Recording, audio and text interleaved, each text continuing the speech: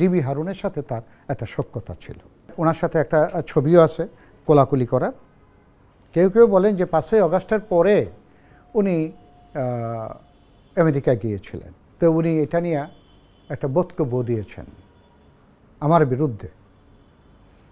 বলছেন ডিবি হারুনকেই উনি চেনেন না, ডিবি হারুন ক্যান্টনমেন্টে ছিল, সেখান থেকেই চলে গেছে। তো উনি কেমনে জানলেন ক্যান্টনমেন্টে ছিল? উনি যদি চিনে নেন, চিনবেন না, আমি আপনাকে চিনি না, কিন্তু আপনি কোথায় ছিলেন এটা আমি জানি।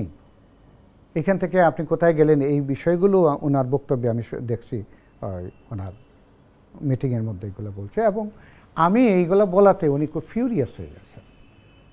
একজন বয়স্ক রাজনীতিবিদ হিসাবে উনি যেভাবে আমাকে তাচ্ছিল্য করে গালিগালাজ করেছেন, এমনও বলছেন মানে গালিগালাজটা আমার উপরে থাকলেও ভালো ছিল, আমার মা বাবাকে কেন্দ্র করেও কথা বলছেন,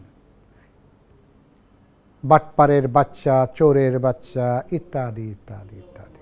এবং বলছে যে দুর্নীতির দায়ে আমার চাকরি গিয়েছিল, আমি তো এই ধরনের, এবং এই জন্যই আমার চাকরি হারিয়েছে। কিন্তু আমি তো নর্মাল রিটায়ারমেন্টে গেছি, আমি তো ওএসডি ছিলাম। এটা সারা প্রশাসনে যারা সারা বাংলাদেশে জানে, বিএনপি জানে। এবং এই জিনিসটা আমরা আশা করি নাই যে আমার মা বাবাকে তুলে উনি গালিগালাজ করবেন, এটা আমাদের প্রত্যাশার বাইরে।